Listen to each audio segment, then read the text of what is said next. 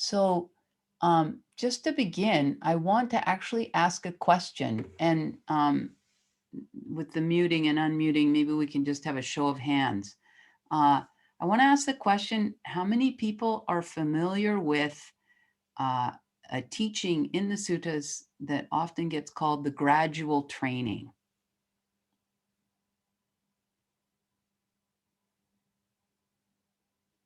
Okay, that's well, that's great. I'm so happy.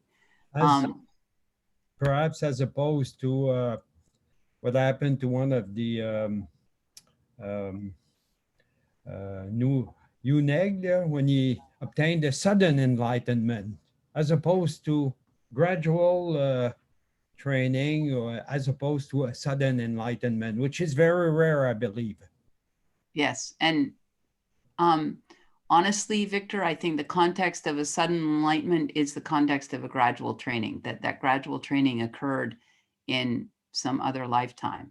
I have met one person that there was a sudden awakening, and that person subsequently has realized they've understood and seen things from past lives. So the gradual training is very, very important theme in the suttas. The long discourses, the Digha Nikaya, probably the first third, the first 13 suttas out of 33 are very detailed descriptions of the gradual training. In the Majjhima Nikaya, probably a quarter or a fifth or a quarter of the suttas um, have descriptions of aspects of the gradual training or maybe the entire gradual training. So what the gradual training is, it is the Noble Eightfold Path fleshed out. Like the Noble Eightfold Path described in human life. So the gradual training always begins with the Tathagata arises in the world. Every time that you read that, and there's a formula that appears over and over and over again about the Tathagata arises in the world, and then the gradual training exists because a Tathagata arises in the world. If there's no Buddha, there's no gradual training. If there's no Buddha, there's no Noble Eightfold Path. And then you see in the descriptions of the gradual training, the Tathagata arises in the world, and then there is a contact with that Tathagata, with those teachings. There's exposure to those teachings, and then there's a heart response. There's a faith response. And this is the beginning of the Noble Eightfold Path that we have all experienced. That's why we're here, of hearing these teachings, and there's a stirring of the heart, there's a resonance, there's a oh yes, and that is mundane right view. That's the beginning of right view, and then we start to clean up our act, and we start to understand about cause and effect, and we start to live a more ethical life, a more congruent life, a more authentic life. And this is right intention. And in the scriptures, in the description of the gradual training, at that point, it's always a description of someone becoming a monastic, someone leaving the household life and becoming homeless. But the gradual training is the Eightfold Noble Path. It applies for householders as well. So there's some kind of a commitment on the part of the person that's begun to have right view. That's right intention. And then there's a description of the precepts and starting to live by the precepts. And this is right speech, right action, and right livelihood. And contentment comes in here in the gradual training. And for a monastic, it would be the aspect of the Noble Eightfold Path of right livelihood. And for a householder, it would be part of the precepts and really right effort, which comes after right livelihood. So for the monastic, the contentment, the description of contentment is that someone becomes content with the four requisites. They become content with their robes, content with the alms food that they're being given, and the lodgings that are being provided, and the medicines that are being provided. And so I just wanted to give that context. The Buddha talks very, very often about contentment, and it is an important part of the Noble Eightfold Path. And it is something that takes effort. It's something that we are instructed to incline the mind toward, to come to an understanding of and investigate in our own minds, in our own lives, and to actively cultivate. So I wanted to put it in that context that that we have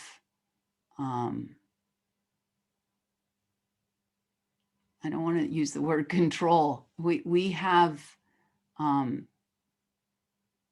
the admonition from the Buddha to be developing, understanding, cultivating contentment in our own lives. Just some other sutta aspects of contentment. Very, very often, numerous times, there's descriptions of what a blessing it is, like in the Mangala Sutta is an example. What a blessing it is to hear talk of contentment.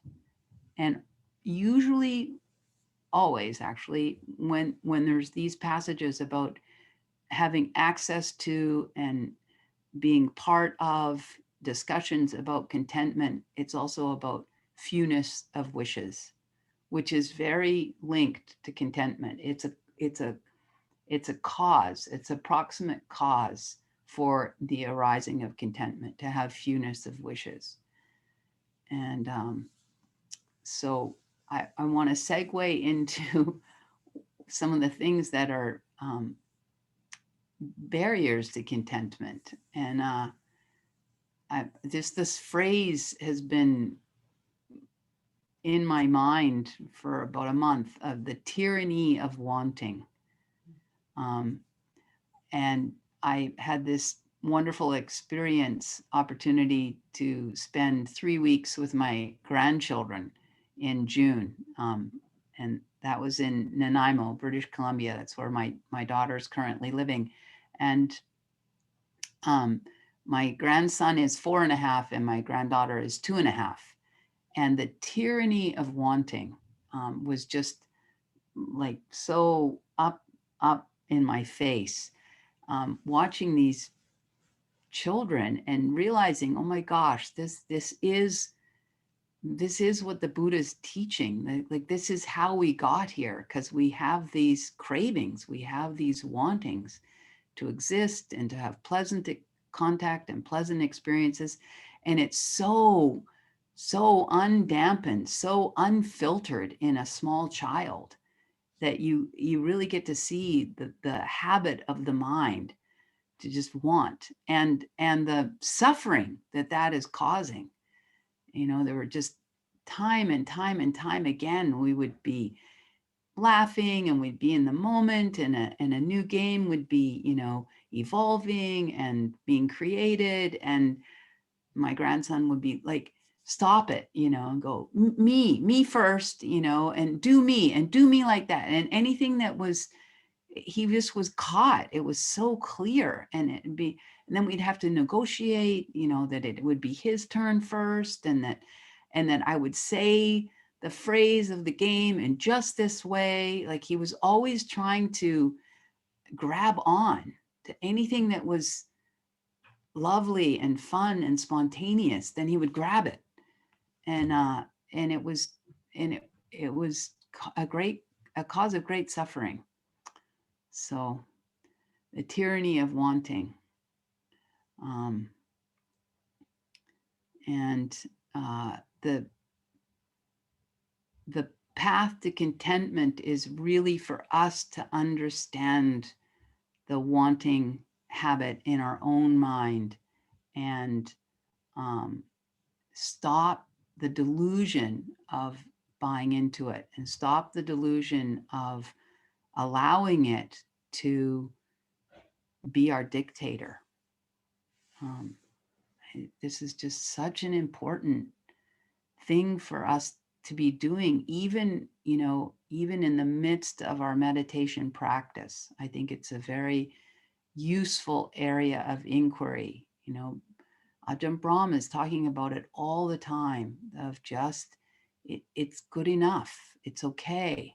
It's okay the way it is. And this is a message that um, we must actively um, bring into our psyches and bring into our life, because we live in a culture that's telling us the exact opposite constantly. And I think that we can be very naive about the power of it. It's like a fire hose. We're standing in the midst of a fire hose of more, get, want, accomplish, be, do, and to make the choice to try and go upstream. I feel like the current that we're trying to go upstream against nowadays is stronger and more devious. You know, I'm of course talking about technology and surveillance capitalism and just what we're up against. So I think nanosecond to nanosecond in our meditation, having these questions, am I okay? Is this okay? This is good enough. Um, I've actually been using just words, and you just softly drop it into the mind. Peace, trust, you know, where am I controlling right now? Where am I controlling in how I'm holding my body and my muscles? And where am I um, uptight, So I just wanted to set that background, and if we can unmute ourselves while we want to chime in, and then go ahead and remute ourselves, if that's a word. Um, and let's briefly talk about some of the obstacles, but I'd like to spend more time talking about ways to be cultivating contentment. And one other thing I feel like I talked about um, the the very fine grain of within a meditation time, but I think also I'd like to talk about the long view, and the big picture. Another very important uh, key to contentment, I think, is just keeping uh, a, a finger on the pulse of, here we are with a human birth, health enough to practice, and the Dhamma. Like it just doesn't get better than that. Ayakema speaks about, wake up every morning and wow, I have another day of of practicing the Dhamma. Ayakema talks about there's no end to more, but there is an end to less. So, and Ajahn Sona talks about greed, the wanting, is lack. And see, contentment would be really,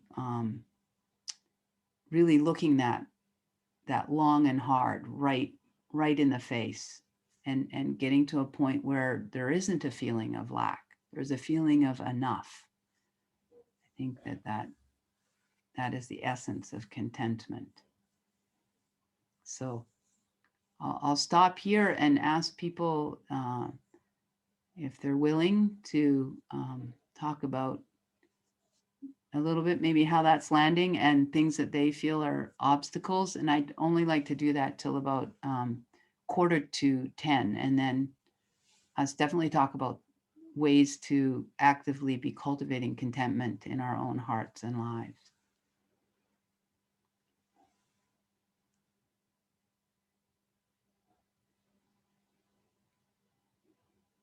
I Yeah. um, this is a beautiful talk from it's hitting home right now. Just recently, I've gotten pretty sick, and it shifted this wanting and this desire that's causing so much suffering Mhm. in my life. With I had a long bout of being attacked by demons and all this stuff that totally just I desired to push it away for so long, and I just attracted it. I Mhm. just attracted it, and Facebook and Messenger and all this false sense like of this obligation that I had to prove to people that I was okay, or like just this weird vortex that I found myself caught up in was just pure dukkha, just pure suffering. Mhm. And Mhm.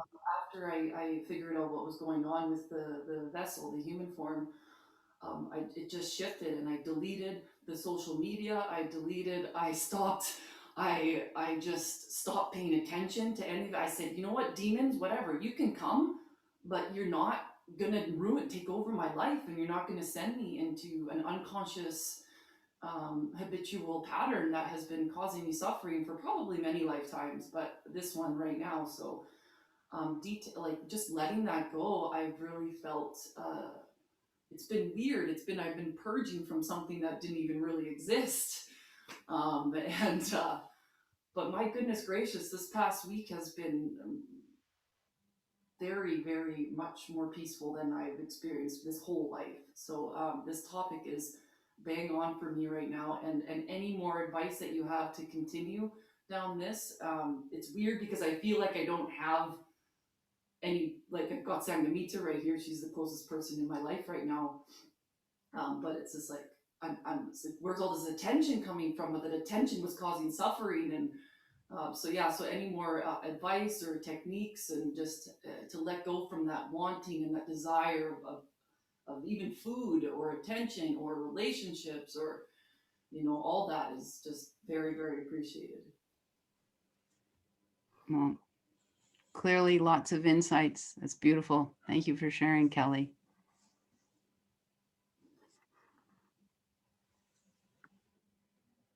Please, Marilyn. Yes.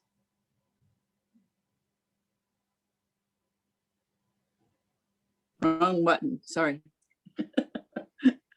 Um, I've been I feel kind of like I've been plagued by all sorts of things, not so much um, demons, but just annoying people and annoying situations and things going wrong, and all that desire and all that stuff that just keeps happening. It just seems like it's been wham, wham, wham.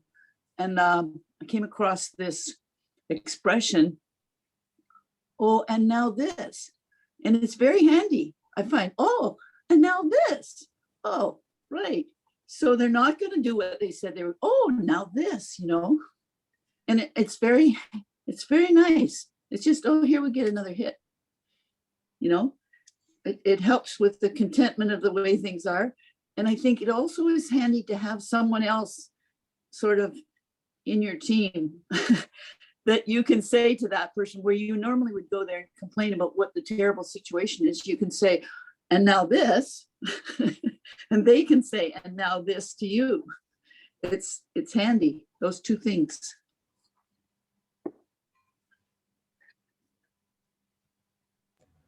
I, I believe that when you say and now this can be meant in your mind in two ways. Is it and now this and I accept this, or is this and now this but I totally reject it? So we can change the philosophy a little bit by what we mean by this. So express this expression is so strong. And now this, Okay. Yeah, but you can set it up so it's, oh, and now, okay, one more, and now this one more thing to accept. Mm. And just do it that way. Just choose. You can choose which one you're going to do, right? You can say, oh, and now one more annoyance, or you can say, oh, one more thing happening. And you do get to choose. I think, there's that just fabulous Zen story about the farmer with the horse. I'm sure you know it, right? The horse, and maybe good, maybe bad. I don't know. And I think, Marilyn, you're tapping into something that's like absolutely crucial. You use the expression that things are going wrong, and I think that how do we know? I mean, I think that we have these ideas about and I mean, I'm nervous to say this, we have a furnace going in right now, and it's like, of course I want it all to line up and be smooth and work right away. Well, not the furnace, but it's also an air conditioner. But and things can go wrong, but honestly, this idea of things going wrong is an overlay. It's our idea about how things should be. And so the wanting is so strongly linked to delusion. And if we can start really looking at that delusion, like, these are my ideas, this is what I want to happen, and start to unpack it and see what Kelly's saying. Oh my gosh, this is just so causing suffering. We're really talking about the whole path. Like, this is the whole thing. Seeing that the wanting is a manifestation of the delusion, and going back to the delusion, and then just letting go. And I think if we're doing this throughout the day, I'm just speaking to myself now. I mean, sometimes I think that enlightenment will just be this amazing experience on the cushion, but actually I think if we're chipping away at delusion, all the time, we're it's wonderful. We're really weakening it. And then there'll be the breakthrough.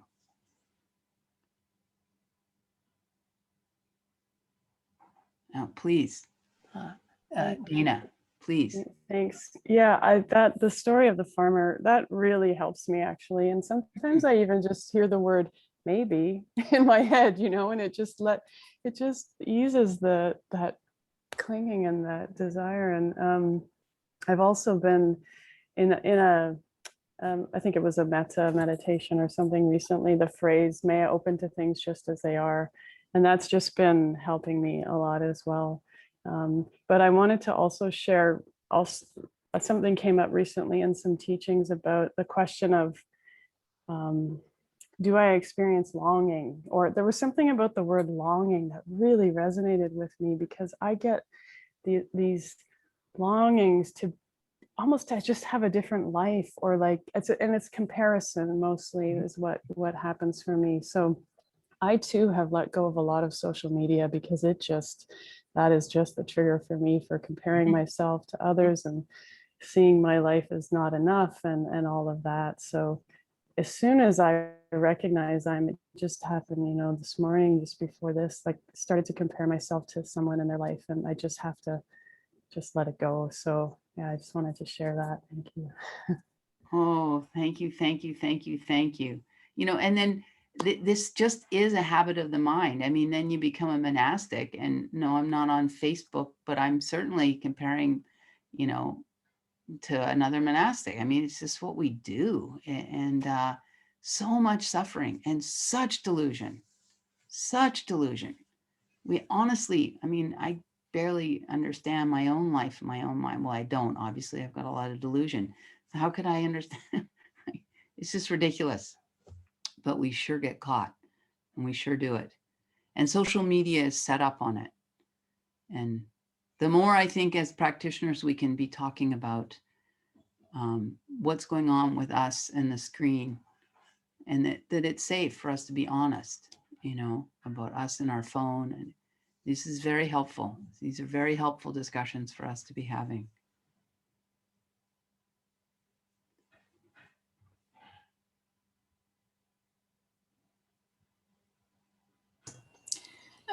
You were talking, Aya, about chipping away, and maybe there'll be a sudden breakthrough. And one thing that I notice is I do this chipping away where I'm training myself to just kind of like catch the suffering in the wanting, you know, when it arises, and then something then the grasping starts to let go of itself, because it kind of sees that the sort of the promise of a kind of happiness that grasping might be sort of inclining toward is actually not coming to fruition even in the immediacy of this moment.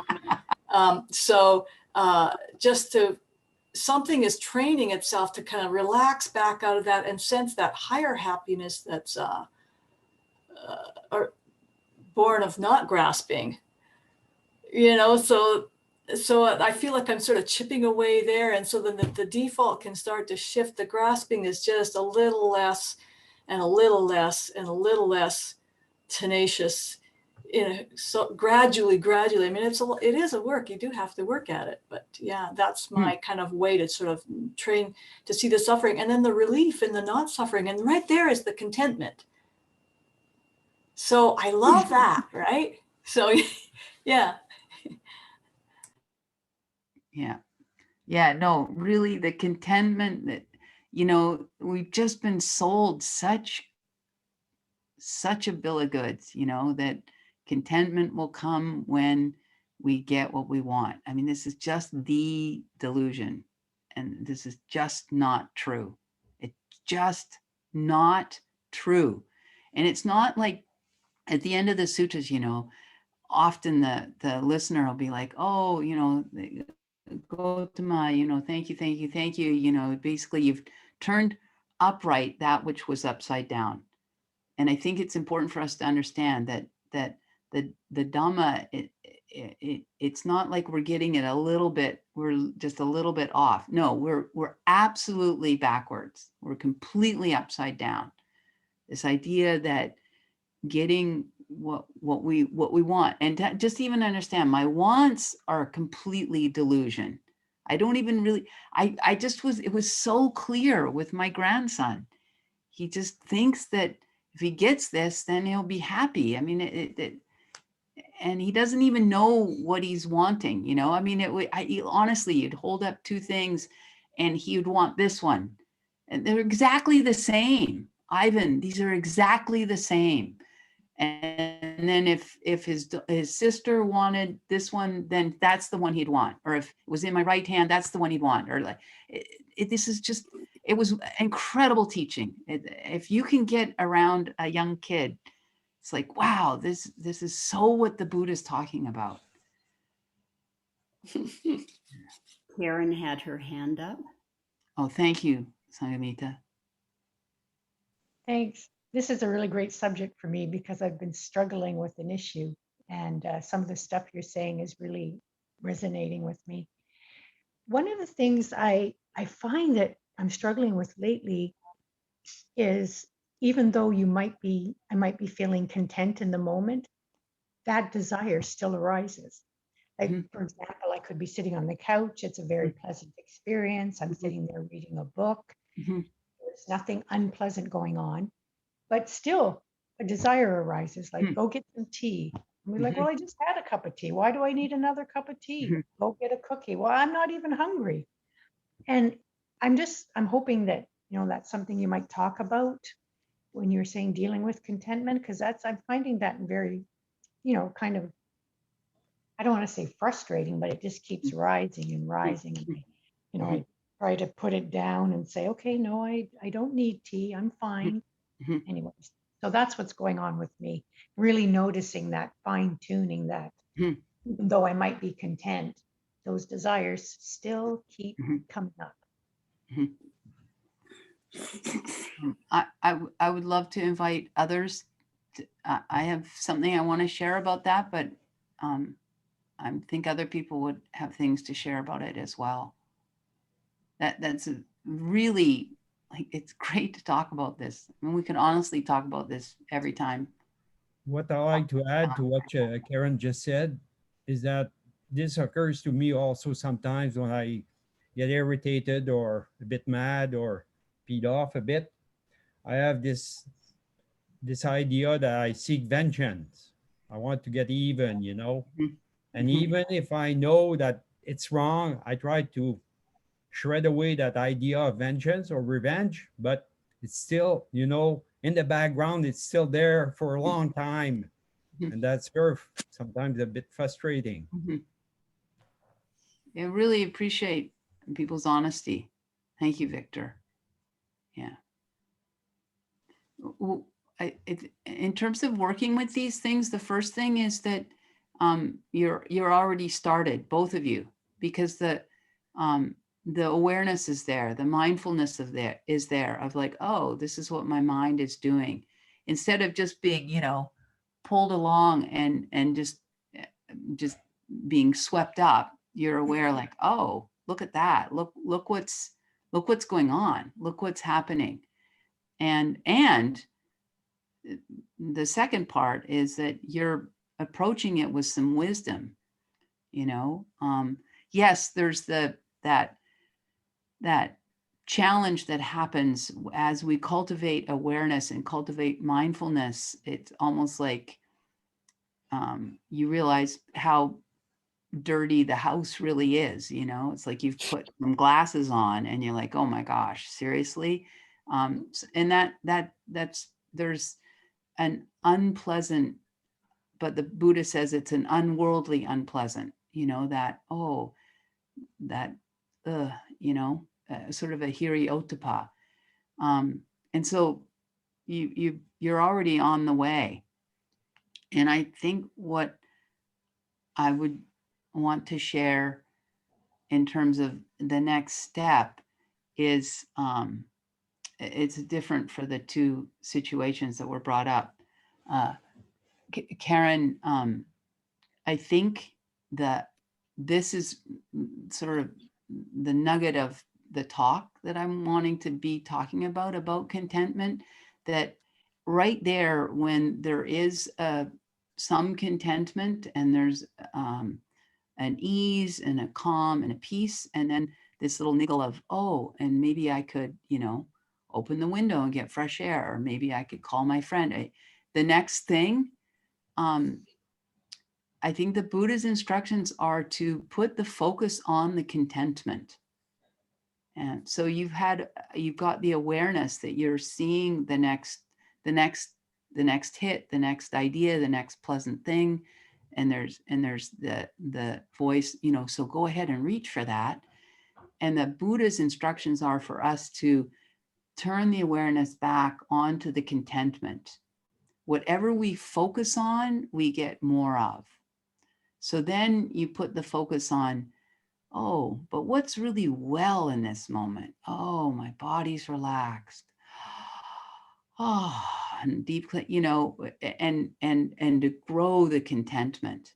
And as the contentment grows, it's squishy. Then the next little hit, the next fun thing, the next, I'll be even more relaxed when I blah, blah, blah. The delusion of that starts to get edged out by the wisdom of focusing on the contentment. Does that make sense? That makes very good sense, actually. Yeah. You reminded me of something when you were talking about our awareness. I used to be halfway to the kitchen before, Right. before I would realize, and you made me Yeah. realize, yeah, that's how far I've come. Yeah. Because I'm aware of it now. I'm not moving. I'm seeing it first. Whereas Yeah. before, I would find myself halfway to the kitchen before the awareness snapped in about what I was doing. Mhm. So yeah, thank you. I'll try that and I'll see what happens. Mhm.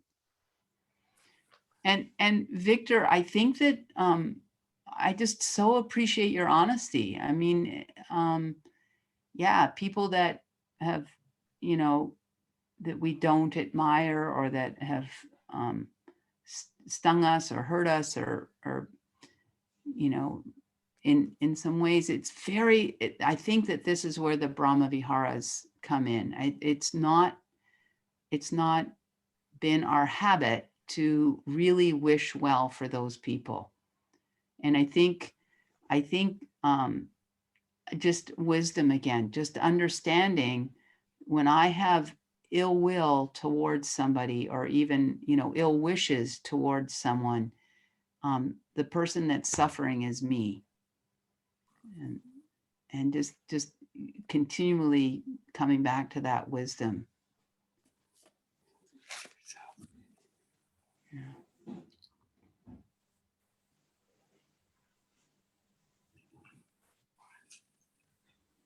So anybody else with things that they have, phrases that they've used, or perspectives that they've taken that have helped to fuel and cultivate contentment in their minds and lives?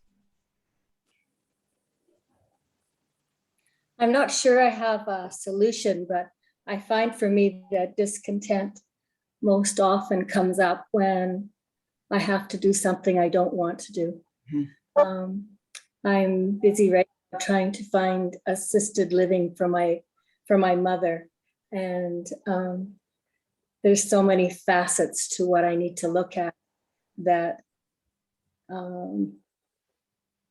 I find I just I don't want to do it. Mm-hmm. So that's where my discontent it seems mostly.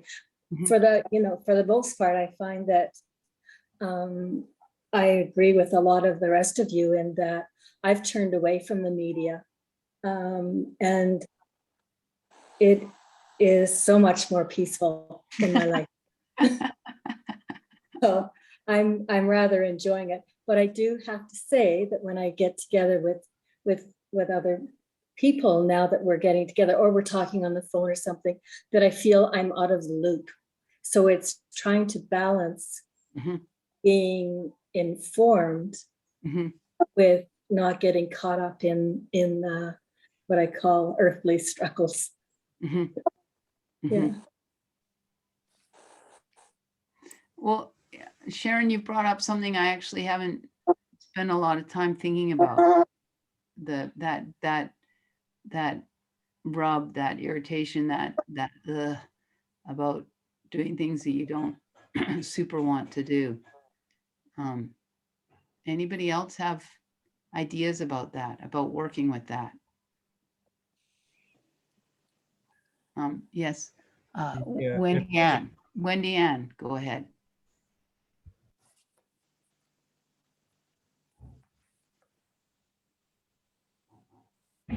Oh, Wendy Ann, we're still not hearing you. I see you've unmuted yourself. Maybe turn the volume up, or. Oh, we still can't hear you.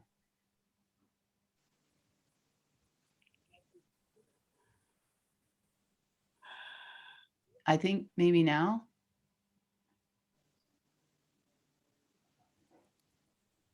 No, arg.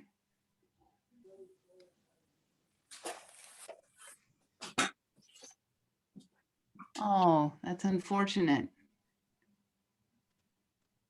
Sorry, Victor. I wanted to give Wendy Ann a chance to speak. I'm so sorry, Wendy Ann. So go ahead, Victor. Sorry, Wendy Ann. The point I like to make is when we try to send good wishes to someone, like towards someone that we're irritated against, or even in our own mind asking them for their forgiveness. Mm-hmm. I wonder if you could say a few words instead of trying to do it on the astral level, or try to raise our consciousness to not only the mental level, higher mental, but to the causal level is what they call it, in like the highest level that we could. And there send out our good wishes or ask for forgiveness at that level. But I'm not too sure just about how we can go about raising, like in meditation, of course, but how to calm the body and be real calm and one pointingness of mind and all this to raise our level of consciousness to that causal level of. They speak about it quite often in the books, but they don't really describe the technique or the way to go about getting there. And the second aspect of the question is that when you're really irritated or in a bad mood, or when you have these nagging thoughts of revenge or whatever, as I spoke about before, is it a good way? Is it a good time to do that? Because then perhaps the irritation that we feel is what we'll be sending out to the other person, which is, of course, a big danger, right? So I'd like to hear your comments on this point. Thank you. So I'm so sorry, Sharon. I'm going to think about what you brought up. I'm really going to think about that. You know, I have very little of that in my life at this point, just because I'm living as a monastic and everything is, you know, congruent and makes sense. But I'll be thinking about that. Thank you very And much. Victor, yeah, I mean, always the answer is wisdom, always. Like to change the perspective, to somehow work with the mind and see it from a different angle. Yes. And Victor, I think you bring up a very, very good point. I have actually heard Ajahn Brahmali talk about not trying to do metta at a time when you're actually activated and agitated and PO, you know, it's so, yeah, that's a time to attend to your own heart. And for me, the thing that I found useful is to think about that person being just like me, like just as I wish to be happy, just as I wish to not be causing harm, you know, and to, for me, often thinking about that person's short-sightedness, their ignorance, that's been an avenue for me to open my heart, to have more compassion. Others, we just have really like one more minute. Kati, please. I just wanted to add something about those feelings of discontent when I have to do some tasks or things that I don't like.